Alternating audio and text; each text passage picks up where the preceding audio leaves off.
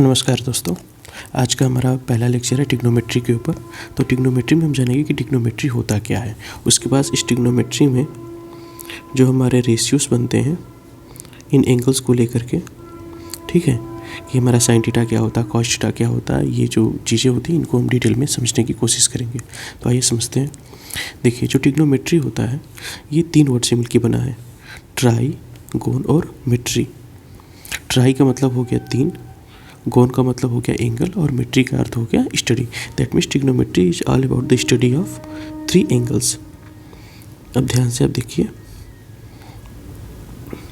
ये हमारा एक राइट एंगल ट्रायंगल बन रहा है। अब राइट एंगल ट्रायंगल में ये हमारा परपेंडिकुलर है, ये हमारा बेस है और इसे हम हाइपोटेनस बोलेंगे। तो परपेंडिकुलर का इस बेस के साथ क्या रिलेशन होगा, बेस का हाइपोटेनस के साथ क्या रिलेशन होगा, सिमिलरली हाइपोटेनस का बेस के साथ क्या रिलेशन और कैसे बनेगा, इसी की स्टडी हमको ट्रिग्नोमेट्री सिखाती है। ठीक है। अच्छा, ये जो ट्रिग्नोमेट्री यहाँ पे देखिए हमने साइड में लिखा हुआ based on right angle triangle. अब अगर ट्रायंगल की बात करें तो आप बचपन से पढ़ते आ रहे हैं कि जो ट्रायंगल होता है ये इसकी स्टडी हम 2 तरह से कर सकते हैं। पहला हो गया हमारा बेस्ड ऑन साइड्स, और दूसरा होता है हमारा बेस्ड ऑन एंगल्स। अच्छा, बेस्ड ऑन साइड्स, अगर साइड की बेसिस पे हम ट्रायंगल की स्टडी करें तो ये 3 तरह का हो जाता है। ये होता है हमारा आइसोस्केलस ट्रायंगल्स, स्केलेन ट्रायंगल और इक्विलैटरल ट्रायंगल। मैं यहाँ शॉर्ट फॉर्म में लिख दे रहा हूँ, आइसोस्केलस और फिर यहाँ पे स्केलेन। ठीक है। ऐसे ही अगर एंगल्स की बेस पे हम स्टडी करें तो ये हो जाता है हमारा एक्यूट एंगल है। एक्यूट एंगल यानी कि जो 90 डिग्री से कम होता है जिसके एंगल। ऑब्ट्यूज एंगल यानी जिस ट्रायंगल में कोई ना कोई एक एंगल 90 डिग्री से बड़ा होता है। और फिर आता है हमारा राइट एंगल। ऐसे अगर इक्विलैटरल ट्रायंगल की बात करें तो ऐसा ट्रायंगल जिसकी तीनों साइड आपस में क्या हो, इक्वल हो। आइसोस्केलस ट्रायंगल का मतलब कि जिसकी 2 साइड आपस में बराबर हो। और स्केलेन ट्रायंगल की बात करें तो जिसमें कोई भी साइड आपस में बराबर नहीं होती है। ठीक है। तो जो हमारा ये ट्रिग्नोमेट्री है ये इसी राइट एंगल ट्रायंगल के ऊपर बेस्ड है, आइए धीरे धीरे समझते हैं। देखिए, यहाँ पे हम एक राइट एंगल ट्रायंगल बना दे रहे हैं बड़ा सा।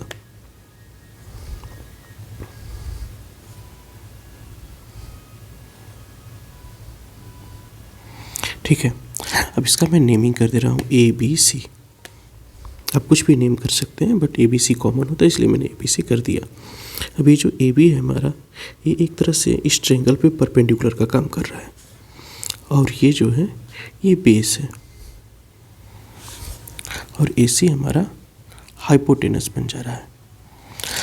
ये कब परपेंडिकुलर बन रहा है AB, जब मैं इस एंगल की बात कर रहा हूँ। ठीक, यानी कि मैं बोलूँ इन ट्रायंगल ABC और मैं बात करूँ एंगल C की। ठीक है, इस एंगल C की बात हो, इस कंडीशन में जो मेरा AB है ये क्या होगा, परपेंडिकुलर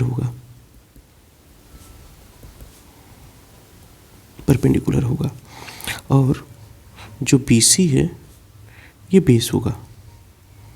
ठीक है, और ये AC हाइपोटेनस होगा।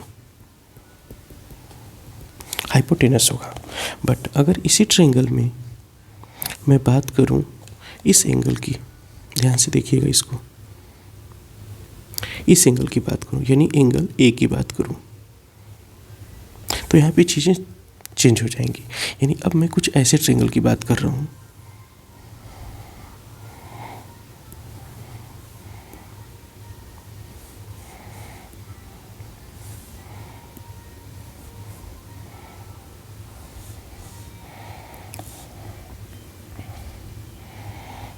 एक सेकंड रुक जाइए आप लोग।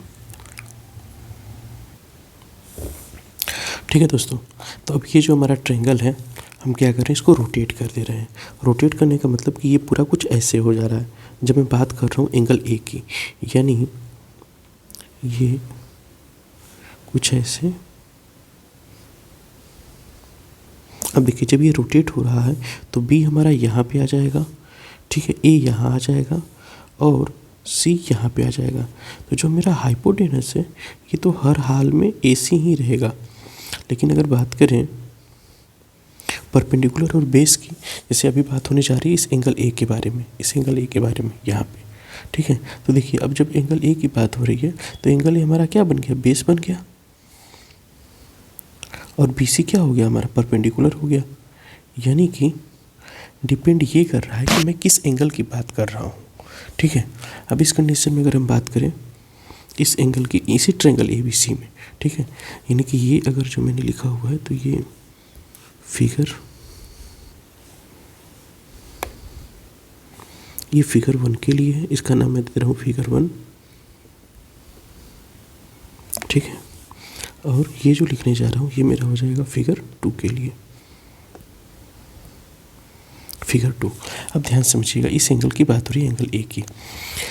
अब यहाँ पे जो ए बी है ये क्या हो गया, बेस हो गया, और जो बी सी है ये क्या हो गया, परपेंडिकुलर, और ए सी तो हमेशा क्या रहेगा, हाइपोटेनस। ध्यान रखिएगा हाइपोटेनस कभी चेंज नहीं होगा। यानी अब तक आपने ये समझा कि जो ट्रिग्नोमेट्री है ये 3 साइड की स्टडी होती है, 3 साइड और 3 एंगल्स की। इसके बाद हमने आपको बता दिया कि जो ट्रायंगल्स होते हैं इनकी जो स्टडी होती है ये 2 तरह से होती है। एक भी होता है हमारा बेस्ड ऑन साइड्स होता है, और दूसरा होता है बेस्ड ऑन एंगल्स। अगर बेस्ड ऑन साइड्स की बात करें तो ट्रायंगल 3 तरह का होता है, इक्विलैटरल ट्रायंगल, आइसोस्केलेस ट्रायंगल और स्केलेन ट्रायंगल। इक्विलैटरल ट्रायंगल यानी ऐसा ट्रायंगल जिसकी 2 साइड्स क्या होती हैं, आपस में बराबर होती हैं। इक्विलैटरल ट्रायंगल में तीनों साइड्स आपस में बराबर होती हैं, आइसोस्केलेस ट्रायंगल में 2 साइड्स आपस में बराबर होती हैं। लेकिन अगर स्केलेन ट्रायंगल की बात करेंगे तो कोई भी साइड आपस में बराबर नहीं होती है। अच्छा, अब बात करते हैं बेस्ड ऑन एंगल्स पे। तो यहाँ पे जो ट्रायंगल होता है 3 तरह का होता है, एक्यूट एंगल, ऑब्ट्यूज एंगल और right angle triangle. Acute angle का मतलब कि ट्रायंगल में सारे एंगल क्या होंगे, 90 डिग्री से छोटे होंगे। अगर ऑब्ट्यूज एंगल की बात करें तो कोई ना कोई एक एंगल 90 डिग्री से बड़ा होगा। राइट एंगल ट्रायंगल की बात करें तो ऐसा ट्रायंगल जिसमें एक एंगल क्या होगा, 90 डिग्री होगा। तो जो हमारी ट्रिग्नोमेट्री है ये इसी राइट एंगल ट्रायंगल के ऊपर बेस्ड है। अच्छा, उसके बाद हमने बात किया कि ये जो ट्रायंगल है इसका कुछ फिगर कैसा दिखेगा, राइट एंगल ट्रायंगल की तरह, यानी ट्रायंगल ए बी सी। जो हमारा ए सी है ये क्या होगा, हाइपोटेनस हो जाएगा। ए बी है ये क्या होगा, परपेंडिकुलर होगा। और जो बी सी है ये क्या होगा, बेस। ये उस कंडीशन में होगा जब मैं बात कर रहा हूँ इस एंगल की, एंगल सी की। अच्छा, यहाँ पे देखिए हमने इन चीज़ों को लिख दिया है। अब इसी सेम ट्रायंगल को मैं यहाँ पे क्या कर दे रहा हूँ, रोटेट कर दे रहा हूँ कुछ। अब रोटेशन जब मैंने कर दिया तो जो बी सी है ये परपेंडिकुलर हो गया, और जो हमारा ए बी है, जो ये ए बी का पार्ट है ये क्या हो जा रहा है, हमारा बेस हो जा रहा है। और ये जो ए सी है ये क्या बन जा रहा है, हमारा हाइपोटेनस बन जा रहा है। यहाँ पे देखिए तो हाइपोटेनस कभी चेंज नहीं होगा। इतनी चीज़ें आप लोगों को समझ में आ गई। अच्छा, अब यहाँ पे हम पाइथागोरस थ्योरम वगैरह की बात कर लेते हैं। देखिए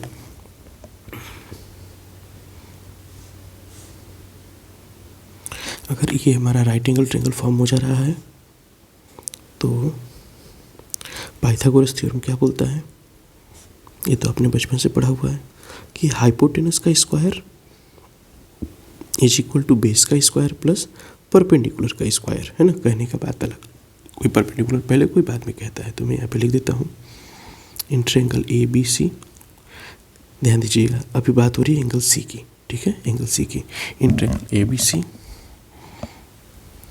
बाय पाइथागोरस थ्योरम,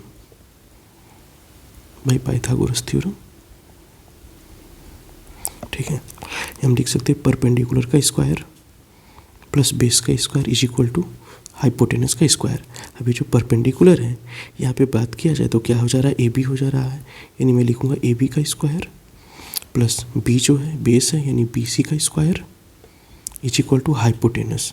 हाइपोटेनस क्या है, ए सी का स्क्वायर। अच्छा, यहाँ पे आप लोगों को ये कन्फ्यूजन नहीं होना चाहिए कि कुछ बच्चे ऐसे लिख देते हैं ए बी का स्क्वायर या बी सी का स्क्वायर। तो ऑलमोस्ट सारी चीज़ें सेम है। यहाँ ऐसा नहीं कि केवल मैं बी की बात कर रहा हूँ, ए को मैंने छोड़ दिया, नहीं, ऐसा कुछ नहीं है। यहाँ ये पूरे की बात हो रही है। तो अगर हमने इसमें ब्रैकेट लगा के लिख दिया तो देखने में और अच्छा लग रहा है। भाई मैथ को भी आप जितने अच्छे से लिखेंगे टीचर उतने अच्छे से समझ के आपको नंबर देगा। तो इसलिए हमने क्या किया हुआ है कि ए बी को यहाँ पे ब्रैकेट में स्क्वायर लगा दिया। सिमिलरली बी सी में भी ब्रैकेट लगा के स्क्वायर कर दिया, ए सी में भी ब्रैकेट लगा के हमने स्क्वायर कर दिया है। ठीक है, पाइथागोरस थ्योरम से आप इतनी चीज़ों को समझ गए। यहाँ पे किस एंगल की बात हो रही है, एंगल सी की बात हो रही है। आइए अब आगे देखते हैं कि हमारे रेशियोज कैसे फॉर्म होंगे। देखिए दोस्तों, अगर हमारे पास 3 साइड है, एक साइड, 2 साइड, 3 साइड, और 3 एंगल हैं, एक एंगल, 2 एंगल, 3 एंगल, तो यहाँ पे जो हमारे रेशियोज बनेंगे, ट्रिग्नोमेट्रिक रेशियोज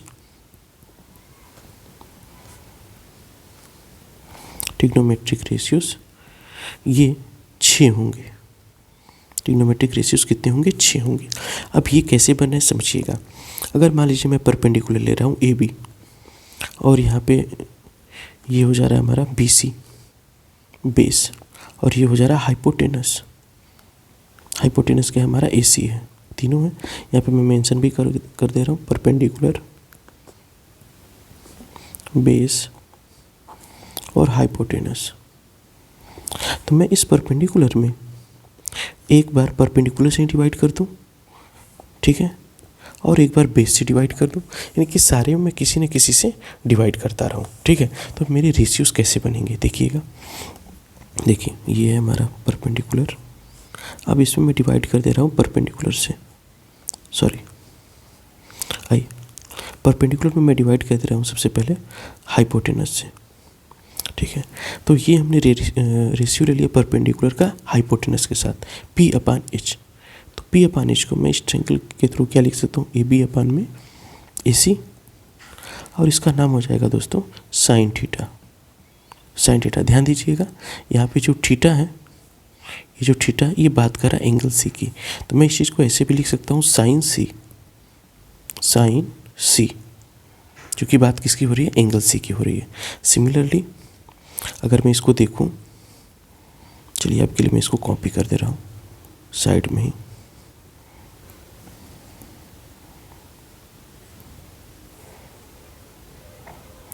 ठीक है।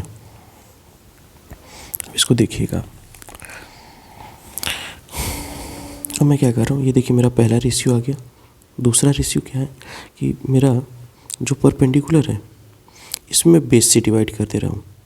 तो अगर मैं परपेंडिकुलर को बेस से डिवाइड कर रहा हूँ, तो यानी मैं ये लिखना चाह रहा हूँ ए बी हमारा क्या परपेंडिकुलर है, और बेस क्या हमारा बी सी है, ठीक है। तो ये एक रिलेशन देगा जिसका नाम हो जाएगा परपेंडिकुलर अपान में base, tan theta, tan theta. अच्छा यहाँ पे ये जो थीटा है किसकी वैल्यू है, ये एंगल सी की वैल्यू है, तो इस चीज़ को मैं ऐसे भी लिख सकता हूँ टेन सी। थोड़ा देखते हैं। अब देखिए परपेंडिकुलर में एक बार हमने हाइपोटेनस डिवाइड कर दिया, और एक बार किससे डिवाइड कर दिया, बेस से डिवाइड कर दिया। अब तो परपेंडिकुलर में परपेंडिकुलर से डिवाइड करेंगे, यानी मैं लिख दूँ पी अपन में पी, तो इसकी वैल्यू 1 आ जाएगी, तो कोई तो रेशियो यहाँ पे फॉर्म हुआ नहीं। अच्छा तो अब मेरे पास क्या बच गया, बेस बचा। इस बेस में मैं क्या कह रहा हूँ, परपेंडिकुलर से डिवाइड कर दे रहा हूँ, ठीक। देखिए अब ये बेस है हमारा बी सी, और डिवाइड हमने किसी कर दिया परपेंडिकुलर, ये क्या हो गया, ए बी हो गया, तो बेस अपान में परपेंडिकुलर। तो ये जो रिलेशन देगा ये देगा हमारा कॉट थीटा। क्या रिलेशन हो गया, कॉट थीटा, और ये थीटा किसकी वैल्यू है, एंगल सी की, तो मैं इसको ऐसे भी लिख सकता हूँ कॉट सी, ठीक है। अगेन देखिए अब बेस हमने परपेंडिकुलर से डिवाइड कर दिया, मैं बेस में क्या कर दे रहा हूँ, हाइपोटेनस से डिवाइड कर दे रहा हूँ। तो बेस की वैल्यू क्या है, बी सी है, हाइपोटेनस क्या है, ए सी है, ठीक है। तो यहाँ पे जो रिलेशन मिलेगा ये हो जाएगा कॉस थीटा का, कॉस थीटा, ठीक है। थीटा किसकी वैल्यू है, एंगल सी की वैल्यू है, तो मैं यहाँ पे और क्या लिख सकता हूँ, कॉस सी, ठीक है। ध्यान दीजिएगा इसको आप ऐसे नहीं लिखिएगा, कॉस एंगल सी, ये अलग हो जाएगा, ठीक है। यहाँ पे आपको ऐसे नहीं लिखना, यहाँ पे आप सिंपली कॉस सी लिख दीजिए, ठीक। पांचवा रिलेशन देखिए, देखिए हर बार हाइपोटेनस नीचे आया, अब हाइपोटेनस भी तो ऊपर आए, कभी इसकी भी तो बारी आए, हाइपोटेनस क्या हो गया, ऊपर हो गया। तो हाइपोटेनस में एक बार हम परपेंडिकुलर से डिवाइड कर देंगे, एक बार बेस से परपेंडिकुलर से डिवाइड करेंगे, यानी हम क्या लिखेंगे, ए सी अपान में परपेंडिकुलर यानी ए बी, ठीक है। यहाँ से जो हमको रिलेशन मिलेगा ये होगा हमारा cosec theta, cosec theta.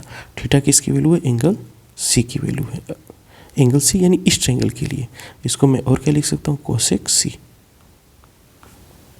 Cosec सी। अब एक लास्ट रिलेशन, हाइपोटेनस में हमको किससे डिवाइड करना है, बेस से। हाइपोटेनस की वैल्यू ए सी और बेस की वैल्यू हमारी बी सी, ये हमारा क्या हो जाएगा, सेक थीटा। इसको मैं और क्या लिख सकता हूँ, सेक सी, सेक सी। तो ध्यान से अगर हम देखेंगे तो हम पाएंगे कि हमारे पास कुछ रिलेशंस बने हुए हैं इस तरीके से, साइन थीटा के, यहाँ पे हमारा बना हुआ है टेन थीटा, ये है कॉट थीटा, यहाँ पे है कॉस थीटा, ये कॉसिक थीटा, और ये है सेक थीटा, अब इस चीज़ को हम समझें, थोड़ा ध्यान से देखें तो पाएंगे कि जो हमारा साइन थीटा है इसका अपोजिट है कॉसेक थीटा, जो टेन थीटा है इसका अपोजिट है हमारा कॉट थीटा, और ये जो कॉस थीटा है इसका अपोजिट है ये सेक थीटा। किस तरीके से समझिए, मैं इसको नीचे नेक्स्ट पेज पे आपको समझाने की कोशिश करता हूँ। देखिए फिर से ट्रायंगल हमारा जो था इसको मैं यहाँ पे पेस्ट कर दे रहा हूँ। अब एक एक को समझिएगा। अगर मैंने बात किया साइन थीटा का, साइन थीटा, तो साइन थीटा अभी आपको ऊपर हमने जस्ट समझाया हुआ है कि साइन थीटा क्या होता है हमारा परपेंडिकुलर अपान में हाइपोटेनस। ठीक है, तो यहाँ पे भी हम ले रहे हैं साइन थीटा परपेंडिकुलर अपान में हाइपोटेनस, परपेंडिकुलर अपान में हाइपोटेनस। ध्यान से समझिए, परपेंडिकुलर की वैल्यू क्या है, ए बी है, और हाइपोटेनस की वैल्यू क्या है, ए सी है, ए सी है, ए सी है। क्लियर है। अब अगर मैं लिख दूं 1 में साइन थीटा, इसको मैं फिर ऐसे भी लिखूंगा 1 पी अपान में एच, और ये एच क्या होगा, ऊपर चला जाएगा, यानी एच अपान में पी। सिमिलरली मुझे क्या लिखना पड़ेगा, 1 में ए बी अपान में ए सी, और ये ऊपर चला जाएगा, क्या बन जाएगा, ए सी अपान में ए बी। ठीक है, इस चीज़ को यहाँ से समझिए, यानी 1 में साइन थीटा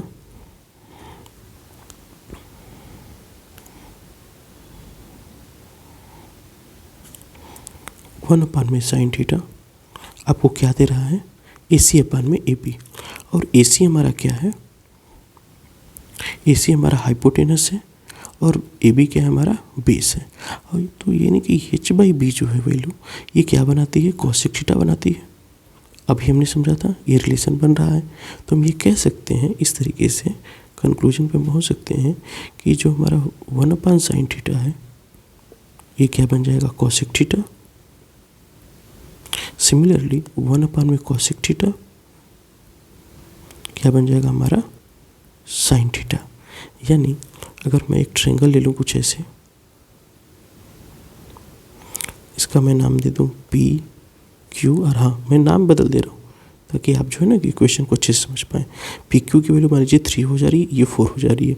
अब आपको इसमें निकालना है साइन आर, साइन आर समझ में आ रहा है। अच्छा, साइन आर निकालने के लिए आपको फार्मूला क्या है आपका, परपेंडिकुलर अपान में, बताइए जल्दी बताइए, सोचिए, परपेंडिकुलर अपान में क्या होगा, हाइपोटेनस। यानी मैं ये लिख सकता हूँ sine R is equal to perpendicular upon में हाइपोटेनस। ठीक है, तो यहाँ पे अगर हम ध्यान से देखें, जो परपेंडिकुलर है उसकी वैल्यू 3 है, बट हाइपोटेनस की वैल्यू नहीं पता, हाइपोटेनस की वैल्यू कहाँ दिया हुआ है। तो आप यहाँ पे बाई पाइथागोरस थ्योरम आप इसको जब सॉल्व करेंगे, परपेंडिकुलर का, चलिए मैं सॉल्व ही कर दे रहा हूँ, परपेंडिकुलर का स्क्वायर प्लस बेस का square is equal to hypotenuse का स्क्वायर, और यहाँ पे जो हमारा परपेंडिकुलर है ये 3 है, जो बेस है वो 4 है, और यहाँ पे हाइपोटेनस की वैल्यू निकालनी है। ठीक है, तो हम इसको सॉल्व कर देते हैं। 3 का स्क्वायर प्लस 4 का स्क्वायर इज इक्वल टू 9 + 16। ठीक है, ये सब किसके बराबर हो रहा है, एच स्क्वायर के बराबर हो रहा है।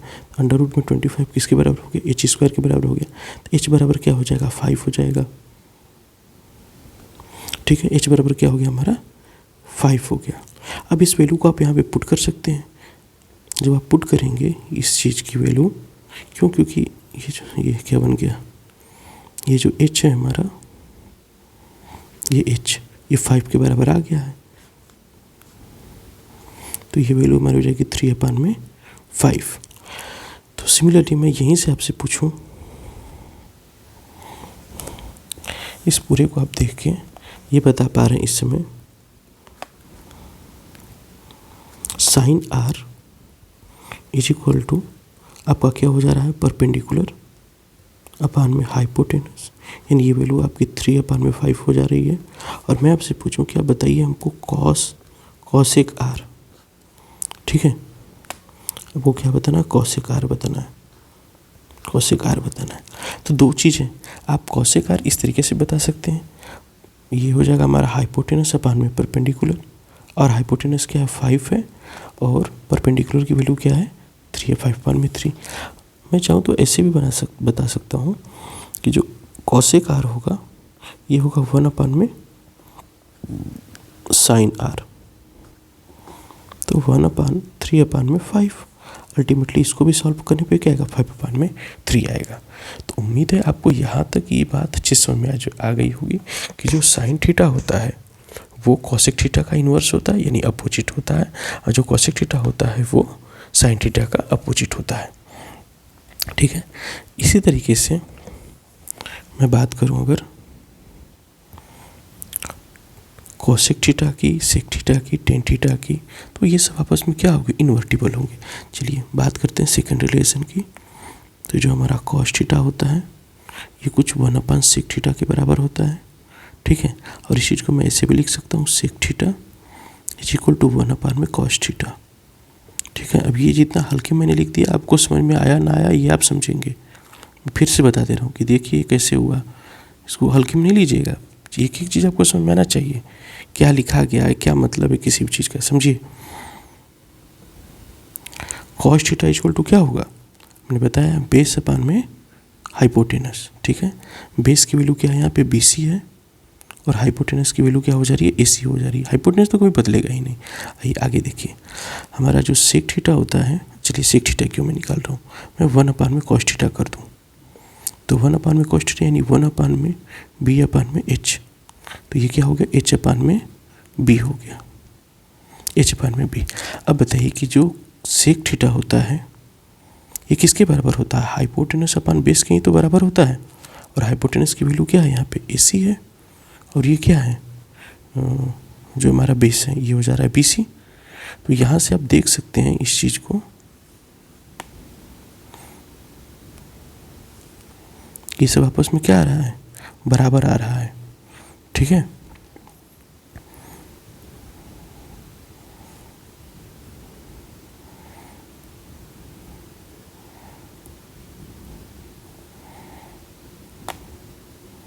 देखिए ये सब आपस में क्या हो रहा है, इक्वल हो रहा है, तब जा करके मैं ये फार्मूला लिख पा रहा हूँ कि हाँ ये जो कॉस थीटा होता है ये इसकी इन्वर्टिबल होता है, और सेक थीटा कॉस थीटा की इन्वर्टिबल होता है। सिमिलरली मैं टेन थीटा के लिए भी लिख सकता हूँ। जो हमारा टेन थीटा होता है ये होता है 1/कॉट थीटा, और जो कॉट थीटा होगा ये हो जाएगा हमारा 1/टेन थीटा। क्लियर है। अब ये कैसे होगा यहाँ पे मैं आपको समझा दे रहा हूँ। देखिए जो टेन थीटा है इसकी वैल्यू होती है परपेंडिकुलर अपान में बेस। ठीक है, और परपेंडिकुलर क्या है हमारा AB है, और बेस क्या है BC है। ठीक है, तो अब मैं क्या निकालूंगा 1/टेन थीटा निकाल दे रहा हूँ, 1/टेन थीटा। ठीक, तो 1/में परपेंडिकुलर अपान में बेस, अब ये हो जाएगा B/P। ठीक है, सिमिलरली जब मैं इसको सॉल्व करूँगा 1/में AB/में क्या हो जाएगा BC हो जाएगा। चलिए अब इसको आगे सॉल्व करेंगे, लेकिन इससे पहले मैं ये लिख दूँ कॉट थीटा, ये क्या हो जाएगा बेस, बेस क्या है, बेस है हमारा BC, और परपेंडिकुलर, परपेंडिकुलर का है AB, AB क्या लिख दे रहा हूँ मैं भी AB। अब ध्यान से इस चीज़ को देखिए, ये जो वैल्यू है और ये जो वैल्यू है, तो क्या ये सेम नहीं दिख रहा है आपको, क्यों नहीं सेम दिख रहा है, दिखना चाहिए। देखिए जब यहाँ से ये जो 1/AB/BC जब इसको आप सॉल्व करेंगे तो ये किसके बराबर होगा, इसी के तो बराबर होगा। इसीलिए मैं यहाँ से कह सकता हूँ कि टेन थीटा कॉट थीटा का अपोजिट होगा, और कॉट थीटा किसका अपोजिट होगा टेन थीटा का। अच्छा इनकी मैं कमाल की बात और आपको बता दूँ कि ये जो हमारा टेन थीटा बनता है ये होता है साइन थीटा अपान में कॉस थीटा। ठीक है, सिमिलरली अगर मैं जब कॉट थीटा की बात करूँगा, कॉट थीटा की, तो कॉट थीटा क्या हो जाएगा कॉस थीटा अपान में साइन थीटा। अब आप ये परेशान मत हुई कि ये कैसे हो गया, चमत्कार कैसे हो गया, ये कुछ चमत्कार नहीं है, सारा फार्मूला के थ्रू हो रहा है। ध्यान समझिए, कॉट थीटा क्या होता है 1/टेन थीटा, तो भाई साहब ये जो वैल्यू है टेन थीटा की ये भी तो उल्टा ही होगी ना, यानी 1/sin थीटा अपान में कॉस थीटा। अभी जो कॉस जो ये नीचे बैठे हुए हैं इनको ऊपर पहुँचाएंगे, नहीं पहुँचाएंगे, क्यों नहीं पहुँचाएंगे, पहुँचा दीजिए ऊपर। तो ये हो जाएगा हमारा cot theta is equal to cos theta upon में साइन थीटा। ठीक है। अब फिर कोई आ जाएगा विश्वात्मा, हमसे पूछेगा सर भाई साहब ये आप बता दीजिए कि ये कैसे हो गया, मतलब ये वैल्यू ऐसी कैसे आ गई है। ऐसी वैल्यू का आने का मतलब ये हुआ हमारा कि ये साइन थीटा अपान में कॉस थीटा ही क्यों हुआ, कोसेक थीटा अपान में ये सब क्यों नहीं हो गया। तो बिल्कुल इस चीज़ को आप ऐसे समझ सकते हैं, ध्यान से देखिए। अगर मुझे लिखना है टेन थीटा, ठीक है, और टेन थीटा हमारा किसी भी ट्रायंगल के लिए क्या होगा, परपेंडिकुलर अपान में बेस होगा। अब इस चीज़ को एक जगह साइड में रख दीजिए। अब बताइए साइन थीटा की वैल्यू क्या होती है, ये होती है हमारी परपेंडिकुलर अपान में हाइपोटेनस। अच्छा कॉस थीटा की वैल्यू क्या होती है, ये होती है हमारी बेस अपान में हाइपोटेनस। अब इन दोनों में एक रिलेशन बनाता हूँ मैं, यहाँ मैं लिख रहा हूँ साइन अपान में, यानी साइन थीटा अपान में cos theta. Sine upon cos बोलूँगा तो आप समझिएगा, थीटा उसमें इनबिल्ट रहेगा। अब अलग से नहीं है कि मैं आपके लिए बोलूँ, भूल भी सकता हूँ भाई, आदमी हूँ मैं भी। साइन थीटा अपान में कॉस थीटा, ठीक है। साइन थीटा की वैल्यू परपेंडिकुलर अपान में हाइपोटेनस। अब डिवाइडेड बाई क्या करूँगा, बेस अपान में हाइपोटेनस। अब इस पूरे प्रकरण को यहाँ पे मैं लिख दे रहा हूँ क्योंकि उधर जगह कम है, क्योंकि परपेंडिकुलर अपान में हाइपोटेनस। देखिए ये हाइपोटेनस ये पूरा ऊपर चला जाएगा और ये जो बेस है ये नीचे रह जाएगा, यानी मैं इसको ऐसे लिखूँगा हाइपोटेनस अपान में बेस, काटने तो आता ही होगा, हाइपोटेनस हाइपोटेनस, और ये क्या बच जाएगा हमारा परपेंडिकुलर अपान में बेस। और ये सारा का सारा तामझाम किसके बराबर हो रहा है, साइन थीटा अपान में कॉस थीटा के बराबर हो रहा है। तो यही जो वैल्यू है अगर हम ध्यान से देखें तो क्या इसके बराबर नहीं है, tan theta is equal to perpendicular upon में बेस। तो इन सब को ये पूरा यहाँ से लेके यहाँ तक आप बराबर कह देंगे तो क्या पाप लग जाएगा, कुछ पाप नहीं लगेगा, पुण्य हो जाएगा, सवाल भी आसानी से लग जाएगी आपकी।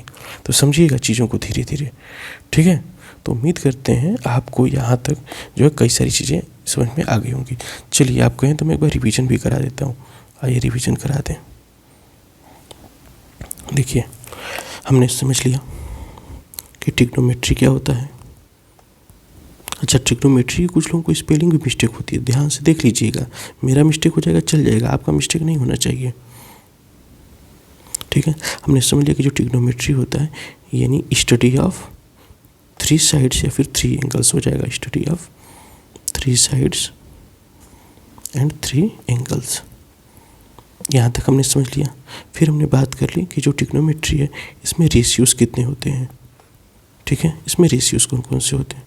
और सबसे बड़ी बात ये जो ट्रिग्नोमेट्री होती है इसकी जो स्टडी होती है ये किस ट्रायंगल पे बेस्ड होती है, ये बेस्ड होती है राइट एंगल ट्रायंगल में, क्योंकि हमने ऊपर ही डिस्कशन किया है कि जो ट्रायंगल होते हैं वो तो 6 ट्रायंगल होते हैं, यानी जो हमारी ट्रिग्नोमेट्री की स्टडी होगी ये होगी राइट एंगल ट्रायंगल पे बेस्ड होगी,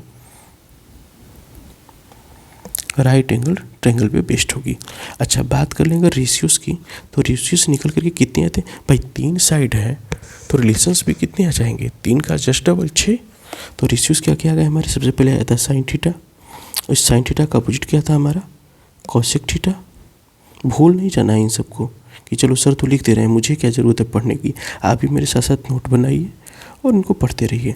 दूसरा हमारा रिलेशन आया था कॉस थीटा का, ठीक है। चलिए मैं यहाँ पे वैल्यू भी लिखते हुए चल रहा हूँ ना साथ ही में, साइन थीटा का, और साइन थीटा का अपोजिट क्या हुआ था हमारा कोसेक थीटा।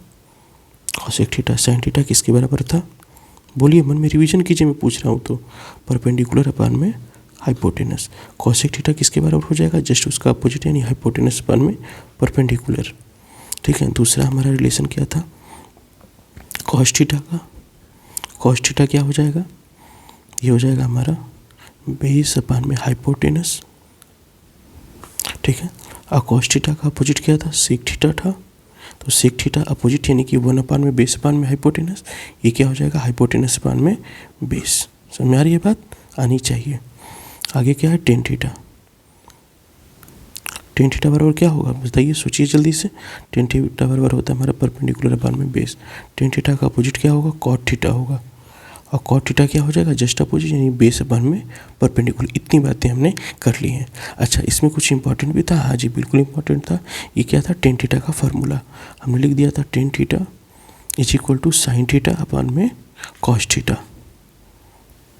ठीक है, तो टेन थीटा का अपोजिट क्या होता है, कॉट थीटा होता है, कॉट थीटा। तो ये क्या हो जाएगा हमारा कॉस थीटा, उसके बाद अपॉन में साइन थीटा। हमने अब तक इतनी स्टडी कर ली है।